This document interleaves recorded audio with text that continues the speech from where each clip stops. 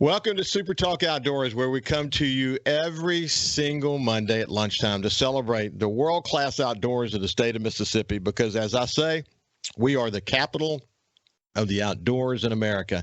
I want to thank you for joining us on the powerful SuperTalk Mississippi Radio Network, on SuperTalk TV at C Spire TV. But some of you are listening on Facebook or YouTube or listening on your favorite podcast. We appreciate you joining us. We really do. And listen, the feedback over the last few weeks has been absolutely tremendous. And I want to just welcome you. A lot of new listeners coming to the show. The numbers on the Facebook page are up dramatically, very dramatically. We've been talking about a lot of issues, and we're going to talk about some more issues here in just a second. Hey, listen, before we go much further, I just want to mention that my son Jordan and Marty Wilson, the famed marine artist, and my hunting son Jake Carter went offshore yesterday to the lumps off the coast of Mississippi. About 76 miles south of my house on Biloxi Bay, but obviously to get there, you don't go south from here. You got to go out the mouth of the bay. So we ran over 200 miles yesterday looking for tuna, yellowfin tuna. We saw one boat that might have caught one. It was pretty slow out there. You can't keep amberjack this time of year. And had a great time. We missed a really big wahoo up next to the boat. That was super disappointing. But it was a beautiful day. We had a little weather window and another great reminder of the incredible fishery that's off the Mississippi Gulf Coast. Just incredible. We had another interesting Department of Wildlife, Fisheries, and Parks Commission meeting last week. Quick note before I actually tell you about the meeting. At the end of the meeting, Chairman Bill Coster invited me to an upcoming commission meeting. He said it might make me smarter, is the way he put it. But if you're a regular listener to the show and you're familiar with what I've written recently, you know that's really kind of a dig at me. He's not happy with me because I've been talking about the issues on this show, like stopping the sale and transfer of whitetail deer, my concerns about the commission and how they're managing chronic wasting disease, and what I've said and what I've written about in reference to the commission regularly breaking open meeting laws. Incidentally, they broke open meeting laws again last week, talking before the meeting about how they were going to handle the CWD conversation. See, the public did not get an opportunity to hear the whole conversation, which is a statement to outdoorsmen and women that this commission doesn't want you to hear all the discussions related to the public trust. That's just a fact. And I appreciate Mr. Coster. I certainly will attend an upcoming meeting. But I was watching the meeting last week. I don't miss commission meetings. And you're right. They do make us smarter. They make us smarter about how the commission currently does its work. And here's a suggestion. For starters, as the chairman of the commission, I would suggest you getting smarter about open meetings laws. I would refer you to a discussion I had last week on open meeting laws with my friend Jim Asher, who is a Pulitzer Prize-winning journalist that we posted at the SuperTalk Mississippi Facebook page. You can also see that conversation at the SuperTalk Outdoors Facebook page as well. So there's a lot to unwrap about the meeting last week. I'm not going to try to go through it all today. But here are some of the main points. Here's the headline. In a CWD zone, then out of a CWD zone, then back into a CWD zone saga of the commission's CWD management efforts. That's a lot to say, isn't it? That's a mouthful.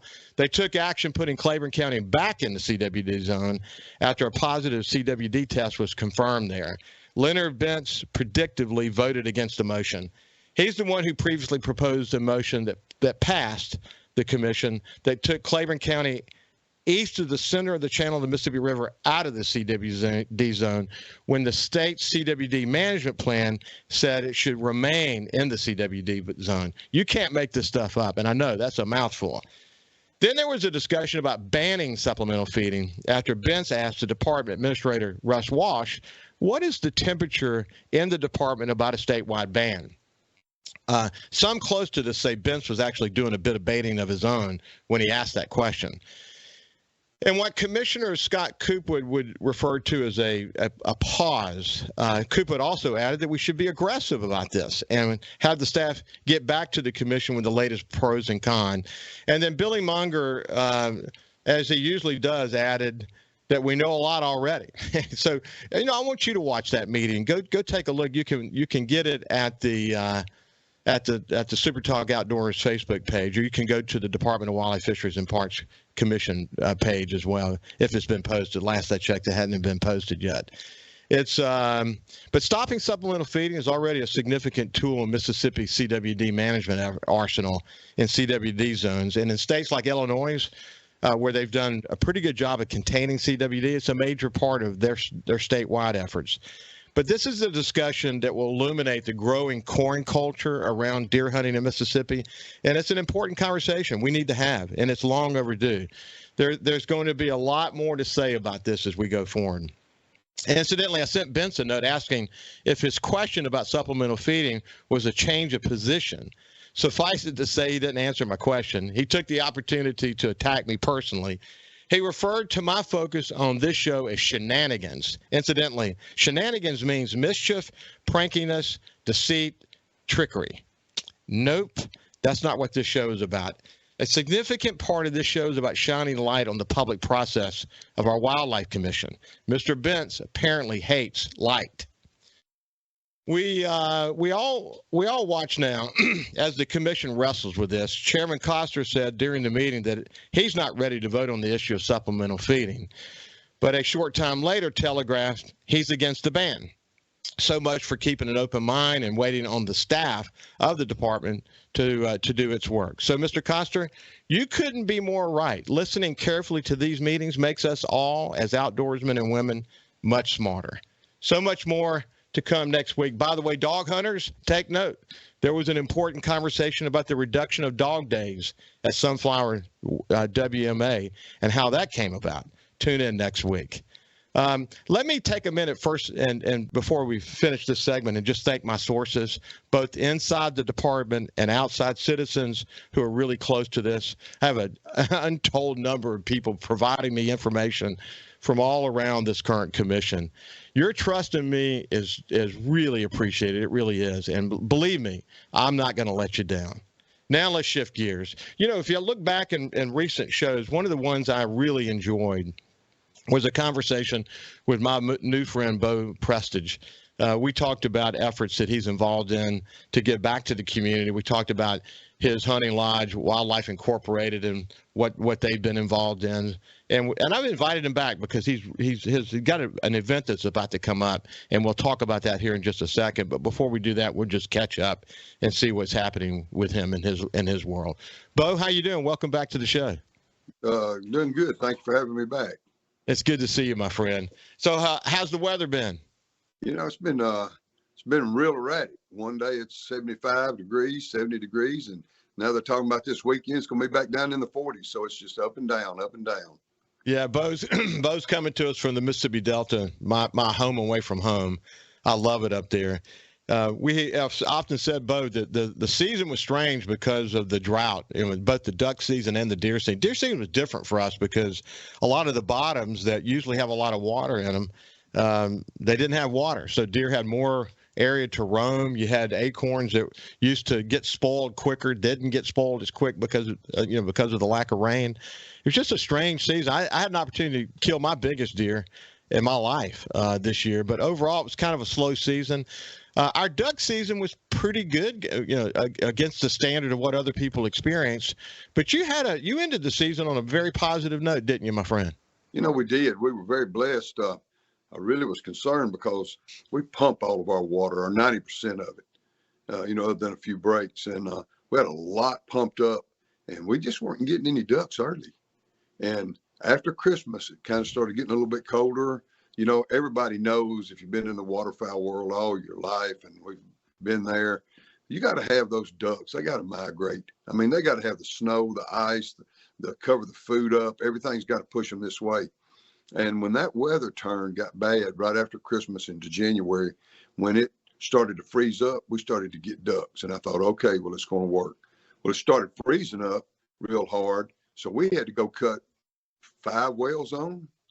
So we kept 5 wells running for 8 days, but it allowed us to harvest ducks because it kept open water. They didn't have anywhere to go. So it ended up being good, and we ended up with a good season for the rest of the year because they came in on us and stayed here. And we were very blessed for that to happen. Yeah, I've heard reports like that. I remember we have a tree farm that we lease over in Chula now, and when I went over to look at that a few years ago, it was like toward the end of February, and there's an adjoining farmland that the family owns that had standing water, and I took a video. And I haven't seen that many mallards in one spot in a long time. I mean, there were thousands of mallards in that one little area, and a reminder that the ducks still come. It's just that the conditions have to be right, as you pointed out, north to push them down. Hey, when we come back on the other side, we'll continue our conversation about how this duck season went, and we'll also talk about a really, really important public service effort that Bo's involved with. We'll have that conversation as well. We'll see you after this break. Welcome back to Super Talk Outdoors. Incidentally, one of the memories of yesterday's fishing trip is that I reached into the bag in the center console. I reached into a bag to get a pair of binoculars because I wanted to check to see if this boat next to us had a yellowfin tuna. And when I reached in to grab the binoculars, a very sharp knife had coming out of its sheath, and the tip of my finger came in contact with the tip of that knife, and the only thing that stopped it was the bone.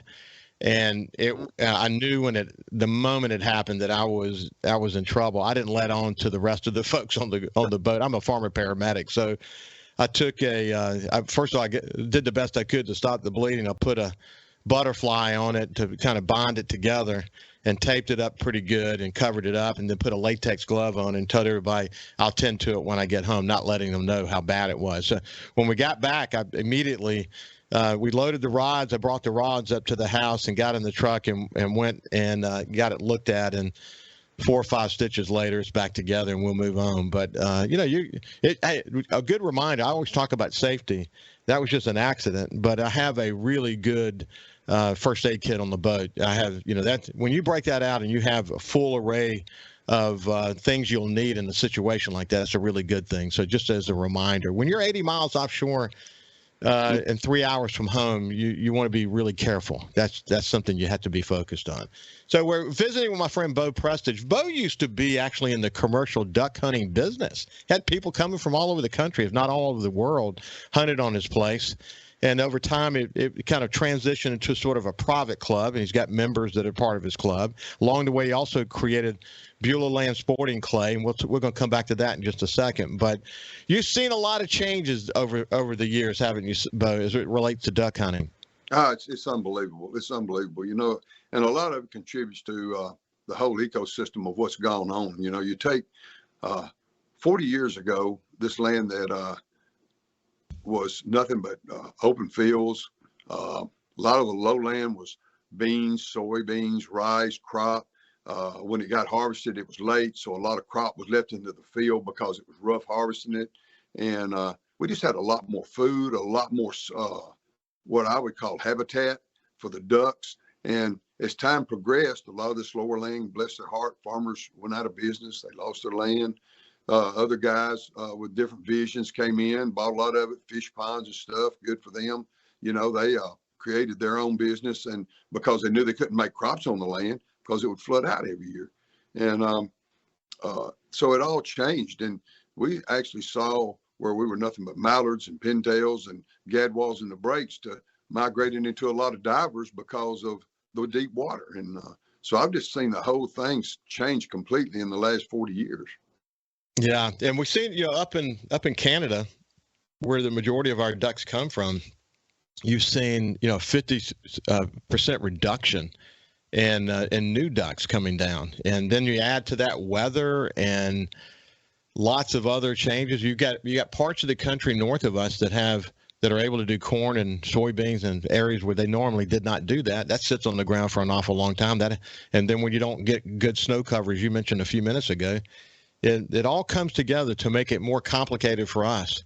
And then there's another issue that we've talked about on the show, and that is that when there's a lot of farm raising of mallards these days, and when they breed with migrating mallards, what results from that is a duck that's not going to migrate anymore. So we got to be focused on all these things. I'm thrilled that Mississippi is involved in working on habitat, in the nesting ground, because that's where a lot of our ducks come from. We can't do we need to do more there. We need to keep the focus on those kinds of efforts. But it's good to hear you ended the season on a positive note. I think you described to me in a phone conversation where it felt like the old days for a bit there at your place.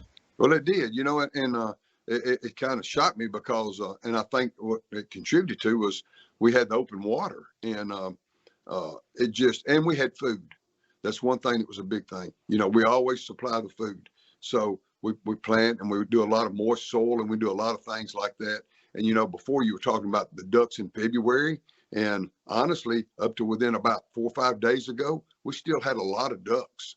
And when it started getting warm this last spell, a lot of them started leaving us, and I assumed they were going north. And we still have boards in the fields because as long as they can stay, we want them to stay and imprint right here. And on our moist soil, it's very common for us to take the moist soil water all the way over into April, to the end of April. And that's what we do to try to create the habitat and to try to create the imprint of the ducks so they'll know where to come. Yeah, that's it all goes to the overall condition as it relates to the ducks and the imprint that you're talking about. What happens at the end of duck season for a lot of flooded fields, the farmers have to get on with their program. And so they're pulling boards and habitats shrinking pretty quickly as we get well into February and into the spring, obviously. It's a complicated situation. But as you pointed out, if you got good water and you got food, you got a good chance to have a decent season. I know we had a pretty decent season overall. One last thing, I don't even want to ask you what it cost you to pump water. Ooh, I'd rather not even say because we had pumps and they just now this was a very, very excessive year, but it cost us probably over four times as much to pump this year as it has any previous year. Yeah, because the ground, man, I mean, we had the drought, the ground was sucking it up like a sponge, and you were having to repump and the whole 9 yards. Hey, so listen, go ahead. I'm sorry, finish. No, it was crazy. So Beulah Land Sporting Clay is a really important area for you. It's something that you've done, and you're finding ways to give back. So tell me about, remind people what your sporting clay business is all about, but then also let's kind of shift gears and talk about the really, really important fundraiser that's coming up. Well, of course, we built it, and of course, as you know, it's a sporting clay range. We have 15 stands. We have a 5-stand duck flush chute type created, and we have skeet and trap to train the young high school kids on because we're trying to get a lot of high school teams involved to come and use our facility, and we're in a perfect location. Right up there, just right off 55 on Highway 82. We're kind of in the crossroads of North Mississippi is what I say, right dead in the middle, and we want people to come and see our course because it's unique. It's unlike anything else. It's large, it's big, it's impressive. And but the main focus on this thing when I did this was, we need members. We need to make it work. We want people shooting in the off season and training and having fun and enjoying their families because we're trying to turn it into a venue for events and family events and weddings and birthday parties and things like that. But our main thing, the legacy of Beulah Land, is we want to do charity work for children in need. And so we do Blair Batson. We've been fortunate enough to do that for the last 3 years. And we do Delta Streets for 3 years. Now, our big thing is coming up this coming Saturday, March 2nd. For the first time ever, we're going to do Catch a Dream. It's called, I think they've got it as Beulah Land Shotgun Jamboree, Catch a Dream. And you can go on the Catch a Dream site and you can see what we're doing. And we've already had over 45 teams sign up. This is a national fundraiser, correct? Correct. We've got people that are coming from multiple states. They're going to have silent auction stuff. They're going to be bidding live, right on live. You can bid on your phone, you can bid on your computer. So it's people all over the United States are going to be participating in it. That is so exciting. How did this evolve? How did you get a national event at your place? Well, I'm good friends with a guy named Marty Brunson, who he is Catch a Dream, and they're always looking for ways to do things. And this is the first time I've had an opportunity to offer something to them. And I thought I wanted one more charity, and that was the one that we chose. And we talked to them, and they came over, and through several meetings, they thought it would be a great idea to try to do this. And we're having really, at this point, we're having more success, and you wouldn't believe the local support. I mean, I believe it because I've always been here. I've always said these people in Mississippi are the best, and they will help children in need. Everybody. I mean, it's just from individuals to businesses to corporate businesses, and that's just what we do here. And you're right. Hey, so close to the Delta that, you know, it's like the Delta and the hills, so it's really good. Hey, introduce me to Marty. I'd love to have him on the show to talk about his efforts. I'm very familiar and have had folks that have been engaged in his efforts, but I'd love to have him come on and talk about his efforts. Yes, go ahead. Definitely. Marty Brunson, you need to meet. You need to meet, because Catch a Dream is just a great, you know, Catch a Dream is kind of a takeoff, Make-A-Wish, and they're helping terminally ill children. And they're taking them to their last wish. You know, and boy, it's pretty sad, but it's great that people have the heart and the effort. And man, this guy pours his heart and soul in it. And he's just, I can't say how great a job he does and what efforts. I mean, I'm just learning, even though I've been a big part, I was a founder of it. I've been a big part of it. It's just amazing to me at how hard they've pushed it and where it's going to. Bo Prestage, it's been great to catch up with you, my friend. The Catch a Dream is coming up March the 2nd, this Saturday at the Beulah Sporting Clay facility. Good luck to you guys. I look forward to meeting Marty. Thank you, and I appreciate you. Have a great day. Hey, listen, by the way, when we come back on the other side, we're going to talk to Ricky Flynn and get the latest on the Outdoor Stewardship Trust Fund. We'll see you after this.